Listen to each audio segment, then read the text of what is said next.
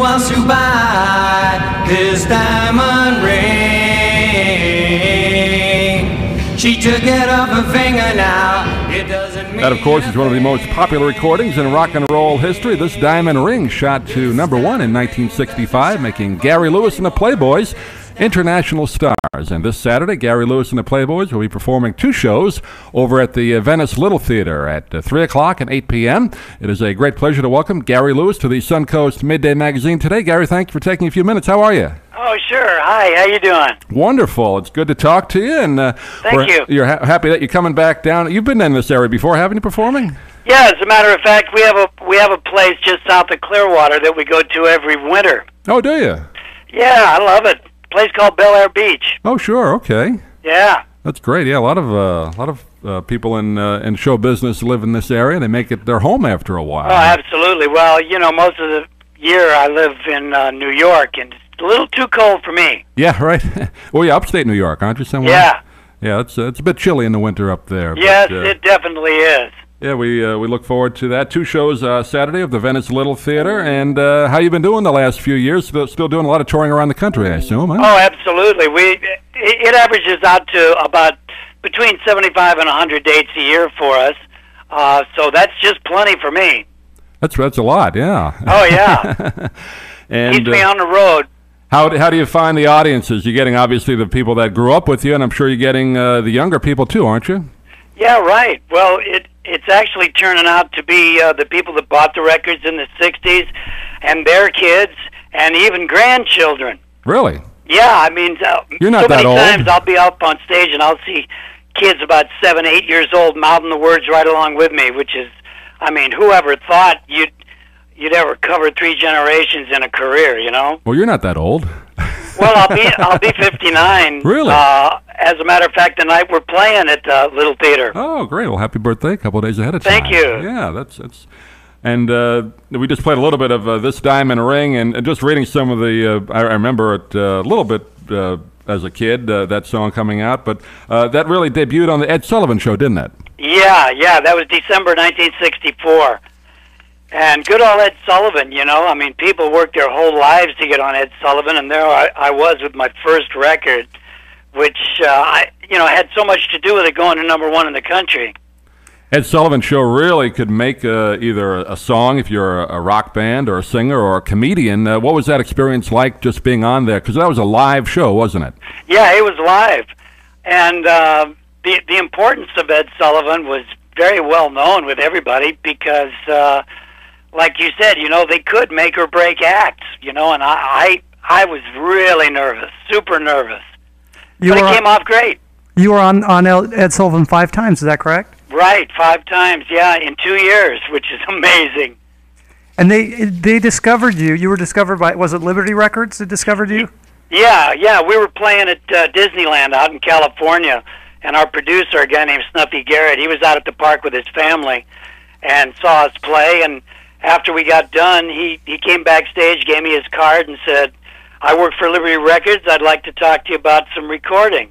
And that's how the whole thing started. What was that like for a band on the Sullivan Show? Did you get a lot of time to set up? Because they moved through those acts so quickly on there. You probably didn't have a lot of time to get ready between commercials, did you? Or? No, not a lot of time. But, I mean, you know, the crew was really good. During the commercials, they had to do a real fast setup. And like you said, it was live, you know, so everything had to be in place and perfectly set, or else we just went on with things out of place. Right. Yeah. They show a lot of the Ed Sullivan shows on the local PBS down here. I don't know if they do that up where you live, Gary. Yeah, but, I've seen them. Occasionally your segment comes up, and it's a lot of fun to see those, really what variety television used to be and unfortunately isn't anymore. Yeah, I know. It was, I mean, so many people watched the Ed Sullivan Show. I mean, it was like a family thing. 8 o'clock Sunday night, boom, Ed Sullivan. Well, 1965 was a big year for you. You were on Ed Sullivan and literally became an overnight sensation after that first performance on Ed Sullivan. Is that correct? Yeah, that's right. That's right. And then my producer told me, he said, don't get too excited about this because do you realize how many one-hit artists there are out there in the world? He says the biggest tune that we got to concentrate on is the second one. if we can get that second hit just as big as the first one, then possibly we could be on our way. So he kept everything in perspective pretty good and didn't let us get too excited over one giant hit. Well, you definitely followed it up. You had 7 top 10 hits in about a 2-year span, 65 and 66. Great. Wonderful. I mean, Snuffy Garrett, he not only had the ability to pick hit songs, but he knew when to put them out. He had the timing. Like, if the Beatles and the Stones were coming out with a brand new song, he wouldn't put ours out right away. Yeah, he'd let them climb the charts a little bit first, and then he'd put the record out. So timing is just as important as how good the song is. Talk a little bit about the history of the group and who's in it today. Any of the other guys in it from the original Playboys today? No, I tried to reform the original Playboys when I got out of the Army in 1968, but they were pretty well established into what they were doing already, because when I went into the service, they had to get other jobs. Right. And so they were already into something. So over the years, there's been a whole bunch of different sets of Playboys, but I've been with the guys that I'm with now for 18 years, and that's a long time. I know one of the guys in it, Tom Tripplehorn. He's well, the father he was one of the original ones. Yeah, father of actress Jeannie Tripplehorn. Dad. Yeah. So that's and it was so funny in the 60s, you know, when we were touring around, Tommy would say, you know, you guys, we got to hurry up and end this road trip. I got to get home. My daughter's having her first birthday, you know, and here all this time later, here she is a star now. Oh yeah, made a lot of movies. I think she was it's great. She was in Basic Instinct, I believe, among many other films. Yeah. Yeah, right. She was really good in that Tom Cruise movie, The Firm. That's right, The Firm she was in. Right. Yeah. Played the wife. Yeah, very very good actress. Right. And you were in quite a few movies yourself. Well, the movies I did, I played my dad as a kid in one of his movies. It was called Rockabye Baby. It was out in 1958. I sang a song as him as a kid. And then the other movies that I did were all kind of like we would just do one song. You know, like people would be on the beach and they'd say, "Hey, look out there in the water! It's Gary Lewis and the Playboys." and there we are on platforms out in the water doing one of our songs. You know, they were kind of like the beach blanket movies of the 60s. Yeah, we were in a whole bunch of those. Now, another show that you hosted for a while, they played these a couple of seasons back on PBS, Hullabaloo. That was another big opportunity for you. Oh, that was a great show. I mean, that was the first network rock TV show. And then I hosted it one time by myself, and then another time I hosted it with my dad. I think that's the one they showed with you and your dad. That one, on PBS. And that was so much fun to do. I loved it. It was almost like an Ed Sullivan show strictly for rock and roll bands, wasn't it? It was. It was just like that. Yeah, I think, NBC, was that the... I think, it was NBC. NBC, yeah, right. Yeah. You talk about timing, and but there also has to be talent. In 1965, you were named Cashbox Magazine's Male Vocalist of the Year, winning over Elvis and Frank Sinatra. Is that incredible? That's pretty good company. I would say. I mean, I really value that, I'll tell you. I mean, I couldn't believe it. I'm sitting there in the audience, and they say, and the nominees are, and they say, Frank Sinatra, Elvis Presley, Gary Lewis, and I was on my way out. I mean, I was like getting up out of my chair. I said, it's time to leave now. And they called my name. So, that's one of the high points of my life right there. One of the things about your music, we're talking to Gary Lewis, and he'll be performing this weekend over at the Venice Little Theater with his group, the Playboys. But one of the great things about when you broke into the music scene, top 40 music, you knew the acts by their sound. Every band had a particular sound. You knew the music that you'd hear on top 40 radio. I don't think you have that anymore. Radio doesn't seem to cater to that type of music as much anymore. Do you find it's different? What you mean. You could either hear the style of music or the people singing, and you would know who it was. Right. Yeah. I wouldn't be a very good judge on if it's that way today or not, because I only listen to the oldies. Right.